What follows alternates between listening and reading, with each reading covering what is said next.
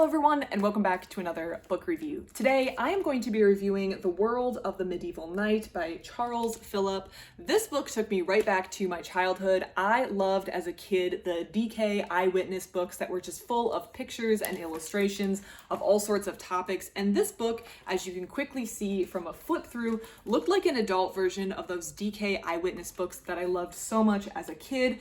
I was intrigued, so I decided to check this out and read it despite not really being or having a strong interest in military history, and I wound up really loving this book. So I'm going to review this book today. I'm going to talk about the different sections the author breaks the book into, as well as sharing some of the fun anecdotes or interesting parts of this book that I found interesting when I read The World of the Medieval Knight. So let's jump into what's in this book and what you can expect if you get it. And as always, if you have any thoughts and comments, please leave it in the comment section down below because I love to receive comments. It triggers the dopamine in my brain when I see those notifications. So I'm just going to go through the major sections. So the book is set up so almost every other page is a new section. So we have timeline of medieval chivalry, and then there's these overarching sections, but then every 1 or 2 pages is a new subtopic. So I'm going to be going through the major overview sections and discussing some of the key highlights so you understand kind of how the book is broken up. And it is vaguely chronological, so we're working from older times to more modern times, but there is some breakdown that the author does in the middle that I think is important.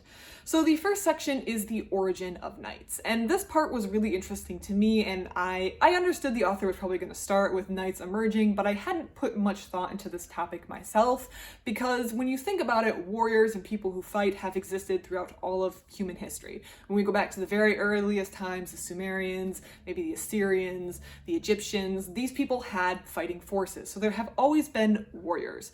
But when I say the word knight, for most people, it evokes a very medieval image of a person in armor upon a horse, maybe with a lance, maybe fighting in Western medieval Europe. And it's a very specific image. You might also think of things like the Crusades or knighting ceremonies or chivalry or tournaments. So there's specific imagery that accompanies knights. And what led to this? The author starts with this and first starts by talking about the world before knights and the feudal system that kind of develops.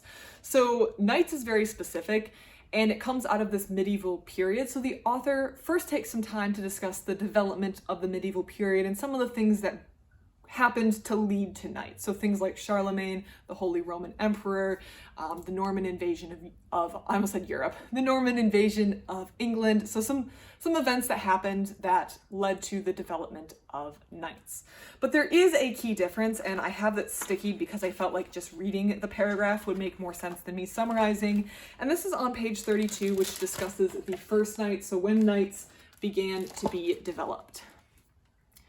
In the decades after the Norman conquest in the feudal societies of France, Germany, and Norman England, we see the emergence of the first true knights.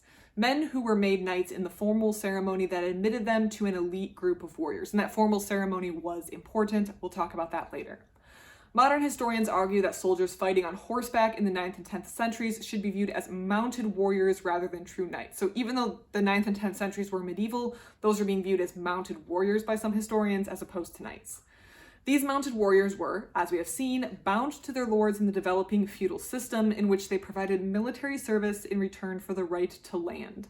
However, an essential element of knighthood was absent, the idea of the making of a knight through formal admission to a chivalric brotherhood.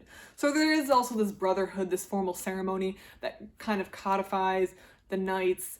And so we move from mounted warriors into a more formal system in which there are knights who have to go through particular ceremonies and training to be admitted to this brotherhood, which gives them special status. And that develops during this early medieval period, I would say. I'm going out on a limb here. I don't know exactly when early moves into what we'd call like high Middle Ages, but somewhere around that time, these mounted warriors develop into knights. That formal ceremony is very important, so the chapter, or the section 2, Becoming a Knight, dives into that. And that is the development, the training, the different stages. I remember when I was in like middle school, we learned about the page, which was like the young boys, and then the squires, who would then be knighted through a formal ceremony that had a lot of Christian symbolism. And that ceremony was highly developed and also maybe a little bit romanticized in some of the texts. It didn't always occur like that, but it developed through time, and that formal ceremony of moving from a squire to a knight was an important transition. What struck me as very interesting about this section is how long some of these men would fight as squires, well into being an adult, where in my head, based on my very, very incomplete middle school knowledge, once you hit like, I don't know, 18 or something, I guess when you became an adult and you had done enough squire training, you would just get moved on to being an adult or a knight. But you could fight for many, many years as a squire, or even only make the squire rank, and that wasn't uncommon, which is something that I didn't know until reading this section. So chapter 2 has different sections on the knighting ceremony and the process, the training that went into becoming a knight. The next 2 chapters, Knight at Home and, or no, Knight, never mind. Back up. Knight at Home is about the knight in his manor and his castle. So that section just kind of discusses medieval society and how the knights fit into that, the rank in society. The next 2 chapters, chapters 4 and chapter 5, go together quite closely. I was getting ahead of myself there. Chapter 4 is a knight at arms, and chapter 5 is a knight in the tourney. So this section is going to be full of those things that would have filled the DK book that I loved as a kid. So this is about fighting, and this is what a lot of people are going to probably find most interesting about the book. Excuse me. Lots of art, lots of pictures included, and the author does this into 2 different groups. The at arms is the warfare, the pillaging, the sieging, the siege engines, the different weapons that were used, and then he talks about the tournament, which is the friendly version of that, although injuries and death were also common at tournaments. But the role of a knight was necessarily involved a level of violence. You were going to be fighting either in a crusade or to help your king or your lord get more land, or in battles. There's also a whole section on this about the idea that you had to treat other people with honor in battle, and one of the ways you would do that is you could take other knights captive. So it wasn't always necessarily the goal to kill another knight. It was to capture a knight, and then the knight would be ransomed for a lot of money, which could be quite profitable. This also happened during tournaments, which I didn't know. If you lost, you had to like give up your horse or your armor or be ransomed. So winning during a tournament would be quite profitable as well, and provided a way for upward mobility, at least for a little bit of time. The people in charge kind of shut that down, and after a certain point in history, you couldn't become a knight unless you were already part of this upper echelon of society. But earlier in the system, if you were brave and you kind of did well at tournaments, you could gain a lot of financial wealth and really rise up the ranks to become quite wealthy and change your social position, which is not something a lot of us associate the Middle Ages with. Middle Ages, we tend to think where you're born is where you stay. I guess you can move down the social ladder, but moving up wasn't as common.